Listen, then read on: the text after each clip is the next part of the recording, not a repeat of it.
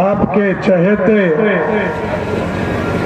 और लंबे समय से बिहार की राजनीति में काम कर रहे आपके चहेते प्रत्याशी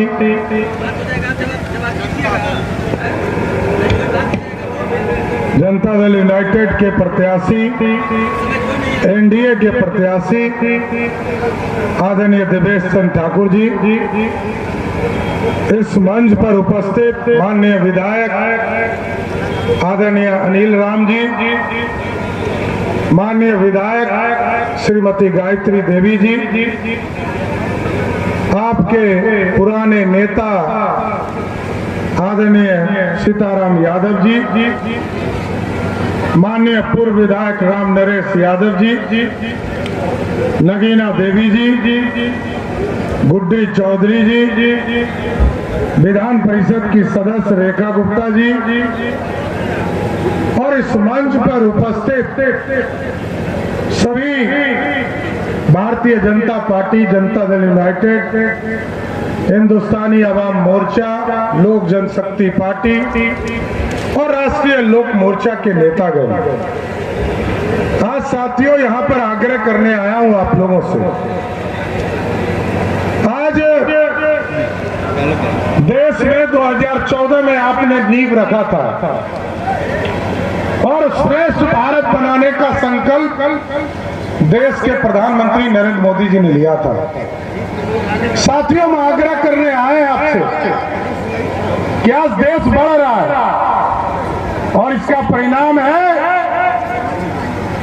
कि 200 वर्षों तक इस देश को अंग्रेजों ने गुलाम बनाने का काम किया था। हम अर्थव्यवस्था में 12वें स्थान पर खड़े थे। दुनिया हमको गरीब पूछती थी, दुनिया में चौथा वर्ल्ड माना जाता था, लेकिन मोदी जी के नेतृत्व में भारत बढ़ रहा है। बिहार जैसे प्रदेश का भी जीडीपी 10 अधिक होने वाला है। और साथियों, आप सोचिए कि 10% से अधिक यदि बिहार जैसे राज्य का विकास दर है, तो आज देश के यशस्वी प्रधानमंत्री जी के नेतृत्व में हम जो 12वें स्थान पर खड़े थे अर्थव्यवस्था में, हमने अंग्रेजों को हराकर 5वें स्थान पर मोदी की सरकार ने लाने का काम किया। और आप सोचिए, 17 बार इस देश को कभी मोहम्मद गजनी आकर लूटने का काम किए। लोग भारत को सोने की चिड़िया कहते थे और सोने की चिड़िया को लूटने का काम कभी मुगल आए, उसने 400 वर्षों तक लूटा, कभी अंग्रेज आए 200 वर्षों तक लूटा, लेकिन मोदी जी ने कहा अब मेकिंग इंडिया का सपना बनाना है, अब सोने का शेर बनाना है जो दुनिया में दहाड़ने का काम कर सकेगा। और अभी जब एनडीए के लोग जाते होंगे साथियों, लोग पूछते होंगे मोदी जी ने क्या काम किया, मोदी जी ने क्या विकास के कार्य किए, ये तो बताओ। क्योंकि लालटेन का युग तो खत्म हो गया, लालटेन का युग खत्म हो गया ना। अरे अब तो एलईडी बल्ब का युग है साथियों। आप सोचिए, 2014 में मोदी जी आए, मोदी जी ने कहा गांव-गांव बिजली पहुंचाएंगे। मोदी और नीतीश की जब जोड़ी बनी तो मोदी नीतीश ने कहा घर-घर बिजली पहुंचाएंगे। और इस बार यदि देवेश चंद्र ठाकुर जी को आप चुनाव जिता कर ले जाते हैं साथियों, तो इस देश के प्रधानमंत्री का कमिटमेंट है गरीबों के बिजली बिल को सोलर युक्त करके बिजली बिल को 0 करने का काम मोदी सरकार करेगी। मोदी जी गरीबों के कल्याण का काम कर रहे हैं, गरीबों की चिंता कर रहे हैं, और दूसरे तरफ लोग लूटने में लगे हैं, भ्रष्टाचार करने में लगे हैं। आज देखिए देश में केजरीवाल हो, हेमंत सोरेन हो या लालू प्रसाद हो, सबको जेल में रहना पड़ रहा है। और उसका कारण है कि मोदी जी की गारंटी है, जो भ्रष्टाचार करेगा, गरीबों को लूटेगा, उसको जेल के अंदर रहना पड़ेगा, कोई रोक नहीं सकता। और साथियों, हम लोगों ने भी अभी, देवेश जी तो हमारे सभापति भी हैं, और विधानसभा और विधान परिषद ने अभी एक कानून बनाया है साथियों। और जैसे ही चुनाव खत्म होगा, हम लोगों ने डीएमएसपी को आदेश दिया है कि लिस्ट बनाओ, कौन शराब माफिया है, कौन बालू माफिया है, कौन जमीन माफिया है। यदि ये माफिया लोग हैं, या तो उसको सीतामढ़ी के जेल के अंदर बंद करूंगा, नहीं तो अपने आप नेपाल भाग जाएगा। इतना गारंटी देने आया होता। कोई अपराधी बच नहीं सकता। और साथियों, आपने तो देखा, देश में यशस्वी प्रधानमंत्री नरेंद्र मोदी के नेतृत्व में 2014 में सरकार जब बनी, देश के लगभग 4 करोड़ 21 लाख परिवार को पक्का मकान देने का काम मोदी सरकार ने किया। उसमें से 55 लाख बिहार के लोगों को देने का काम किया।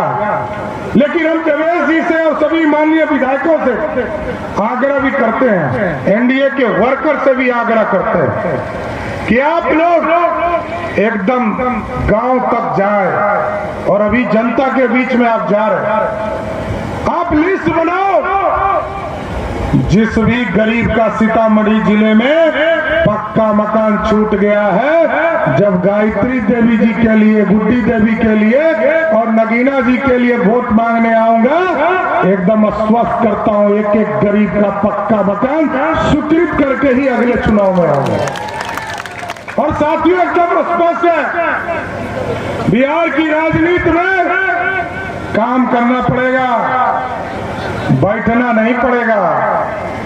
कुछ लोग सोचते हैं कि हम तो राजा आ गए, चुनाव आएगा तो कहेंगे कि आरक्षण खतरे में है, संविधान खतरे में है, बैकवर्ड फॉरवर्ड हो गया, सीतामढ़ी में बैकवर्ड फॉरवर्ड हो गया, समझ गए। लेकिन कुछ लोग को आदत है गुंडागर्दी से सरकार चलाने का, अपने ताकत से गुंडों के बल पर सरकार चलाने। 15 साल रहे लालू जी मुख्यमंत्री, एक व्यक्ति का नाम बताइए आरक्षण दिया हो? कोई पिछड़ा हो, दलित हो, कोई आदिवासी हो, नहीं दिया। किसको दिया? किसको दिया? अपनी पत्नी राबड़ी देवी को मुख्यमंत्री बनाया और फिर कहा कि मेरा बेटा क्रिकेट नहीं खेल पाया, कि पानी धोते रह गया, तो पानी धोते रहा तो उसको डिप्टी सीएम बना दिया। एक तरफ नीतीश कुमार की सरकार 2005 में आने के बाद महिलाओं को 50% आरक्षण देती है, और दूसरे तरफ लालू प्रसाद जी का परिवार अपने घर में बहू पर अत्याचार करके उसको घर से बाहर कर देता है। ऐसा अत्याचारी राजा होना चाहिए। ये गुंडों का गुंडागर्दी तो बिहार के लोगों के साथ करता ही है। अपने परिवार में भी अपनी पुतोहू को मार कर भगाने का काम लालू प्रसाद का परिवार करता है।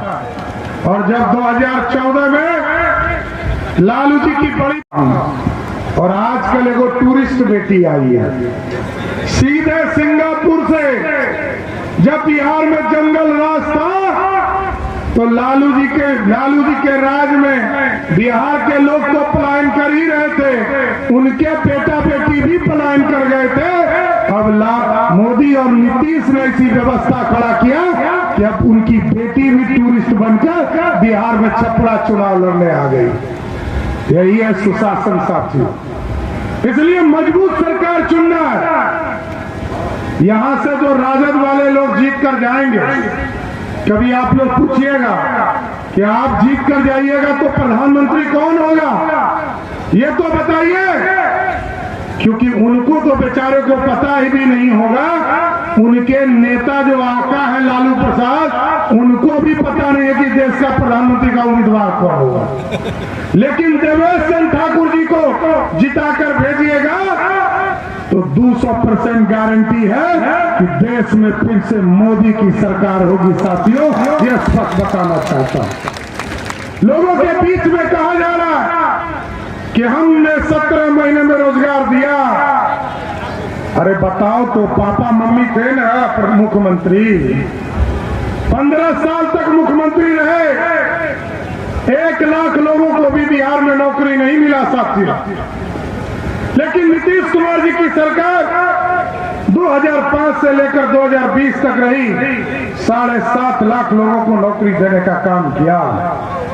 और मैं स्पष्ट करता हूं, नीतीश कुमार जी ने जो घोषणा किया है कि 2020 में जो घोषणा किया है कि 10 लाख सरकारी नौकरी दूंगा, तो 2025 के चुनाव के पहले ये 10 लाख सरकारी नौकरी का वादा पूरा किया जाएगा। आज हमारी बहनें यहां खड़ी है पुलिस वाली। आप सोचिए, पहले पुलिस वाली बहनें दिखती थी? नहीं दिखती थी। लेकिन नीतीश कुमार जी ने 35% का आरक्षण दिया सरकारी नौकरी में, जिससे आज पुलिस से लेकर सारी नौकरी में महिलाएं दिख रही है साथियों। लेकिन साथियों, हम यही आग्रह करेंगे, निवेदन करेंगे, आगे भी हमको कार्यक्रम में जाना है, लेकिन हम एक आग्रह करना चाहते हैं कि मजबूत सरकार चुनना है, मजबूर सरकार नहीं चुनना है। और आप साथियों याद कीजिए, आज से 2 साल पहले जब यूक्रेन और रसिया की लड़ाई हो रही थी, तो भारत के बच्चे यूक्रेन में फंस गए थे। मोदी जी को बच्चों ने फोन किया, मोदी जी हम लोग फंस गए हैं, हमको यूक्रेन से बाहर निकालिए, रसिया बम चला रहा। मोदी जी ने रसिया को फोन किया और कहा, पुतिन जी युद्ध रोको, और 48 घंटे के लिए युद्ध रुक गया। यूक्रेन के प्रधानमंत्री ने पूछा मोदी जी से कि युद्ध तो रुक गया मोदी जी, भारत के बच्चे को पहचानेंगे कैसे? तो मोदी जी ने कहा, जिस बच्चे के हाथ में तिरंगा होगा वही भारत का बच्चा होगा। साथियों, ये है भारत, और आज बढ़ता हुआ भारत है, बढ़ता हुआ बिहार है, डबल इंजन की सरकार है। एकदम अस्वस्थ रहिए, एक एक विकास का काम पूरा करने का काम किया जाए। और जो अमित शाह जी ने कल कहा, इसमें कहीं दो मत नहीं। उत्तर प्रदेश के लोग तो बढ़ गए, आगे बढ़ गए। उत्तर प्रदेश के लोगों ने प्रभु श्री राम पिछले 450 वर्षों से टेंट में बैठे थे। जिस तरह आपको गर्मी लग रहा है, उसी तरह उनको भी गर्मी लगती होगी।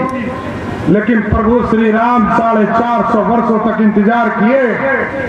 लेकिन जब आपने यहां से एनडीए के प्रत्याशी को 2019 में चुनाव जिताकर भेजा, 2020 में मोदी सरकार ने अयोध्या में भव्य राम मंदिर का स्थापना का काम शुरू कर दिया। और आज भी बिहार में भी हम लोगों ने भी तय किया है कि मां सीता का जन्म स्थान सीतामढ़ी है। हम लोग भी मां सीता का भव्य सीता मंदिर इसी सीतामढ़ी में बनाने का काम करेंगे। अभी पुनौड़ा में लगभग 72 करोड़ का सौंदर्यीकरण का काम चल रहा है। सर, विकास आगे भी होगा, लेकिन और अभी 50 एकड़ और अधिग्रहण का काम चल रहा है। साथियों, एकदम अस्वस्थ करके जा रहा हूं। आपका एक एक वोट यदि देश के निर्माण के लिए खड़ा होगा तो ये देश श्रेष्ठ होगा, देश आगे बढ़ेगा। और देश के विकास के लिए आपकी जरूरत है। और एक एक लोगों को रोजगार से लेकर सारे समाज व्यवस्था को ठीक करने का काम मोदी और नीतीश की सरकार करेगी। तो आप लोग चुनाव जिताइएगा ना, पक्का ना? तो देवेश भाव को माला पहना दे, पक्का? बोलिए, दोनों हाथ उठाइए, बोलिए भारत माता की, भारत माता की, सियावर रामचंद्र की, सियावर रामचंद्र की। बहुत बहुत धन्यवाद।